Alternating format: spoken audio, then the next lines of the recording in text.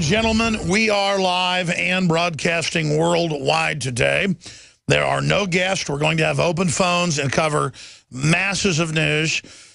We may have on the gun shop owner, tattoo parlor owner, and others that were right in the middle of the shops being looted and burned, but no one burned them down because they stood out front their shops, black, white owners, you name it, with AR-15s.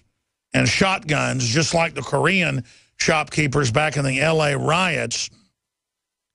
And so the folks rioting there basically in a suburb of St. Louis were unable to rob that area. Again, there's two different issues going on here. Did the police shoot a man with his hands up? Maybe.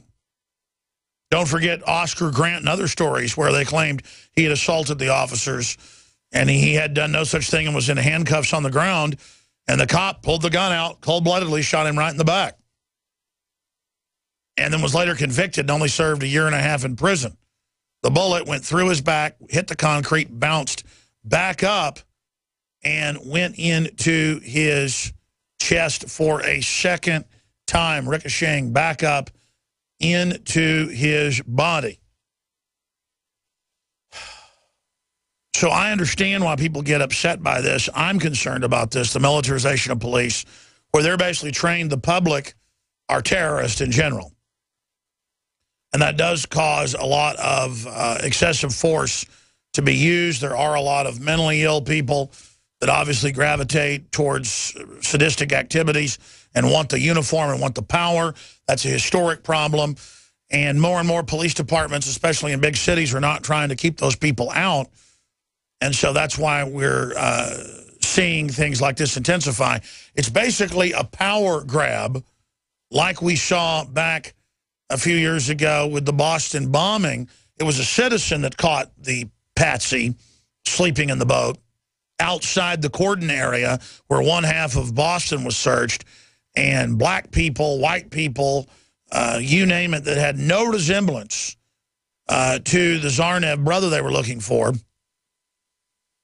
were being pulled out of their houses, pulled out of their cars at gunpoint in a giant police state orgy power grab. And it's time for the system to stop denying that we're moving into an authoritarian, totalitarian model. They denied the NSA was spying. Now it's all admitted. They denied so many other things. They've denied that they were adding things to vaccines, part of Trojan horse secret programs. They've been caught over and over again. They said that smart meters wouldn't track what you did and wouldn't control the temperature in your house. Now they admit they do. This is part of a revolution by criminal elements in government and major corporations that interface with it to dominate and control society and manage the population like we're a bunch of cattle, a.k.a. Soylent Green. And this whole broadcast is simply about getting people to think outside of the box and to be made aware of that. So that is our main mission. So we're going to get into the situation unfolding in St. Louis and surrounding areas, because it's a microcosm of what's going to unfold on a wider scale in this country. We're going to get into kill switch smartphone bill passes in California. We're going to break down the knockout game where blacks physically attack white people.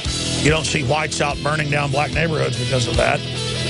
We're going to look at how MSNBC and others have promoted this thug, racist culture. And then we're also going to look at Gardasil shots killing more people. Stay with us.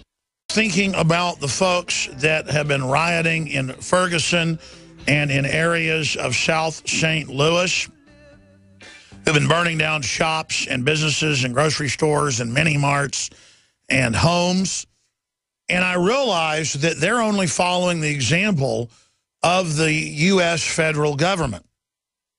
Because if a police officer did shoot a 18-year-old black man in cold blood with his hands up, as witnesses say, which certainly has happened before and is happening with more frequency because of instinctive shooting training mainly, if that is the case, it makes total sense.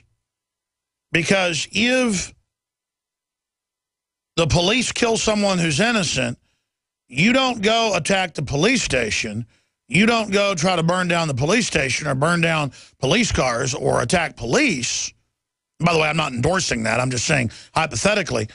No. You burn up your own neighborhood and any shops that are white-owned.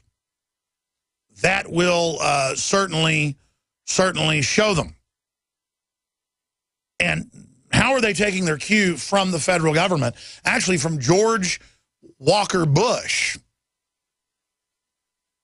Well, it's just like supposedly 15 of the 19 hijackers came from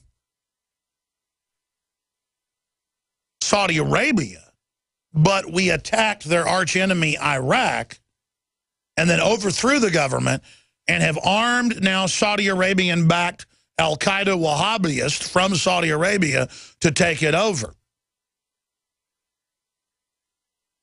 So I guess, actually, they're not taking a total cue from the federal government where Saudi Arabia attacks us, so we attack Saudi Arabia's enemy and blame them for it.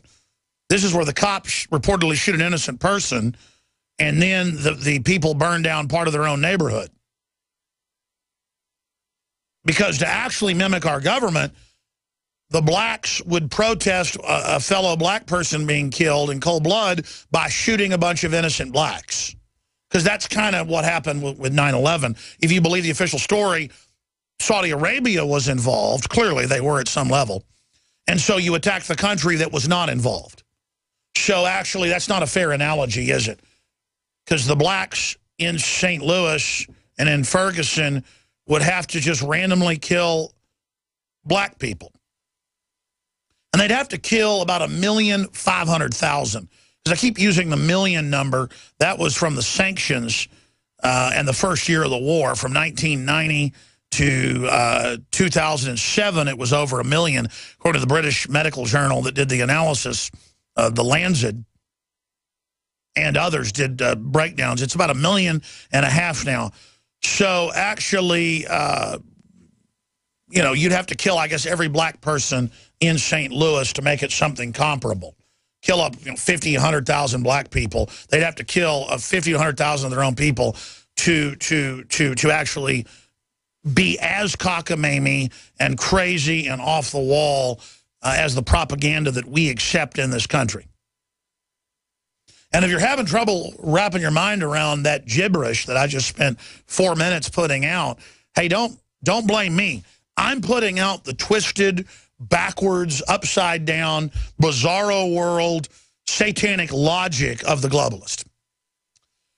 Of course, there's really no logic at all except destabilization and power grabbing. That's what's happening. Because our government for 4 years, basically, has been, I keep saying 3 years, it's about 4 years now, has been funding al-Qaeda rebels in Libya and in Egypt and in Iraq and in Syria to take over areas, build a command base to then threaten the West with all the Stinger missiles they've got so they can then set up police states in the Western world to counter the people that publicly work for them. And again, where's the logic of that? The federal government, the CIA, publicly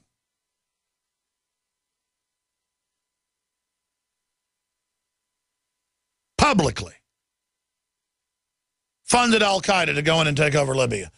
They did the same thing in a whole bunch of other countries. And now they're acting like they don't know why ISIS is running wild, trying to take over Kurdish areas where they're not supposed to be. See, they're painting outside the lines. They're not painting by the numbers. So they've all got to be bombed to go back into the areas where they're allowed to be, forming their new state out of western Iraq into eastern Syria.